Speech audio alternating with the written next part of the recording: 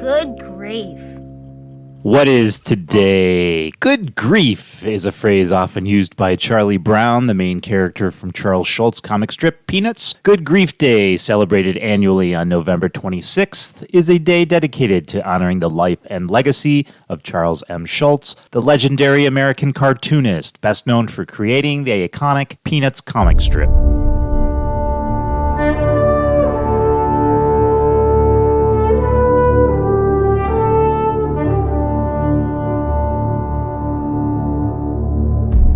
Charles Monroe Schulz, often referred to as Sparky after the horse Sparkplug from the comic strip Barney Google, was born on November 26th of 1922 in Minneapolis, Minnesota. He developed a love for drawing at an early age, inspired by his father, who encouraged his artistic endeavors. Schulz's passion for cartooning led him to pursue his dreams despite facing rejections early in his career. After serving in the Army during World War II, he worked as an art instructor before eventually landing a job as a cartoonist. I got a chocolate bar. I got a quarter. I got a rock. In school, the precocious Charles Schulz, nicknamed Sparky, skipped 2 grades. Suddenly, he was the youngest, smallest, and shyest kid in his class. His social life and grades suffered and never quite bounced back. I failed everything. I always went to class, but I never knew what was going on. He was sustained mainly by his love of drawing. When he was a senior in high school, the yearbook editors accepted some sketches. But when he opened the yearbook, they weren't there. When my high school had its 25th reunion, I was on the list of people they didn't know what had happened to. During World War II, Schulz continued to battle his insecurities, and occasionally the Germans, and he kept drawing.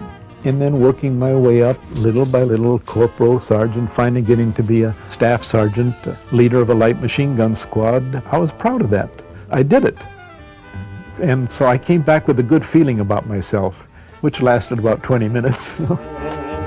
But Schulz's talent for drawing children was beginning to get attention. The humor that I had of these little kids saying these strange things worked. But I didn't start off with any ambition to draw little kids and dogs and things like that, especially birds. It took me 20 years to learn how to draw woodstock. Too shy for college, Schulz enrolled in art correspondence school. A few years later, he'd go to work there and make the acquaintance of a fellow instructor named Charlie Brown. He borrowed the name, added his own personality, and the rest is cartoon history. Charles Schulz loved drawing and sometimes drew his family dog Spike, who ate unusual things such as pins and tacks. In 1937, Schulz drew a picture of Spike and sent it to Ripley's Believe It or Not. His drawing appeared in Robert Ripley's syndicated panel. Schulz's first group of regular cartoons, a weekly series of one-panel jokes called Lil' Folks, was published from June 1947 to January 1950 in the St. Paul Pioneer Press, with Schulz usually doing 4 one-panel drawings per issue. It was in Lil' Folks that Schulz first used the name Charlie Brown for a character. The series also had a dog that looked much like Snoopy. In May of 1948, Schulz sold his first one-panel drawing to the Sunday Evening Post. Within the next 2 years, a total of 17 untitled drawings by Schulz were published in the Post, simultaneously with his works for the Pioneer Press. Around the same time, he tried to have Lil' Folks syndicated through the Newspaper Enterprise Association. Schulz would have been an independent contractor for the syndicate, unheard of in the 1940s, but the deal fell through. Lil' Folks was dropped from the Pioneer Press in January of 1950. I remember a problem that I gave the class to draw small objects in groups of 3s. Charles filled a whole sheet of 12 by 18 of drawings so crowded. And they were spectacular because there were things that you wouldn't even think of. That means that his mind is working every minute. I was such a nothing kid. I used to think that my face and my appearance was so bland and so dull. But that's why Charlie Brown's face is a round blank face, because that's what I was drawing.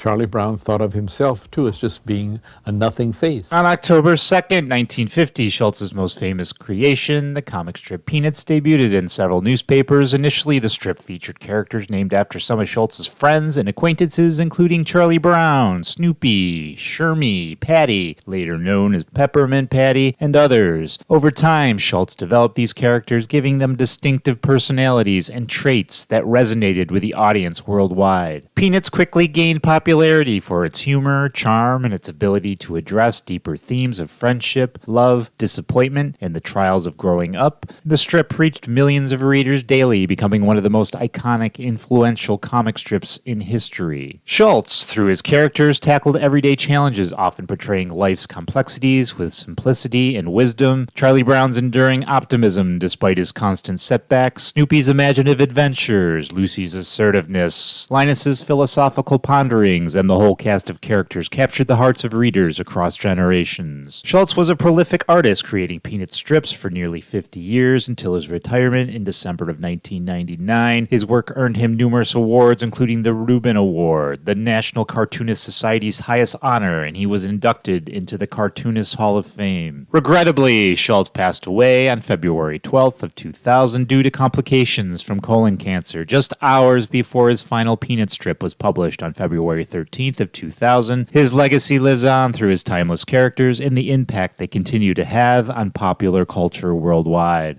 When Charles Schulz drew Charlie Brown longing for the red-haired girl, he was using the ink of his own life. Remember the art correspondence school where Schulz met a fellow named Charlie Brown? Well, the cute little red-haired girl worked there too. The little red-haired girl was named Donna. They were having trouble with their girls' softball team this one summer.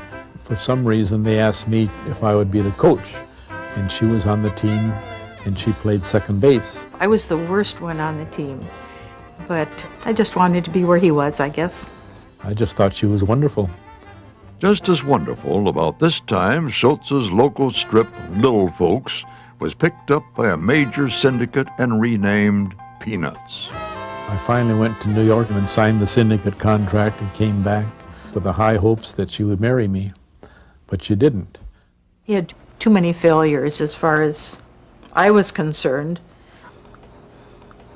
and he had tried so long to sell his cartoons. I was totally crushed. I dreamed about it for years, but I've made use of it all, of course.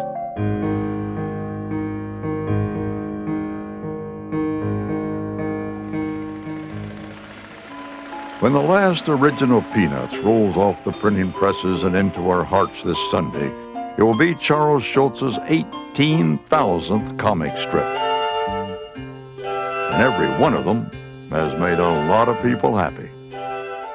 To those who've said that Peanuts didn't change with the times, well, maybe that was Schulz's point. The times don't change as much as we think they do. As a matter of fact, we aren't really saying goodbye to Charlie and his gang. Charles Schulz has invested them with immortality. In newspaper reprints, scores of books, and television shows, Peanuts will be a reminder for generations to come of the universal truths of human nature, that love is never perfect, that hope springs eternal, and that you should never, ever let Lucy hold the football. Thank you, Charlie Brown, Linus, Snoopy, and everybody else for showing us who we are. You're a great man, Charles Schulz. I'm Walter Cronkite. Good night.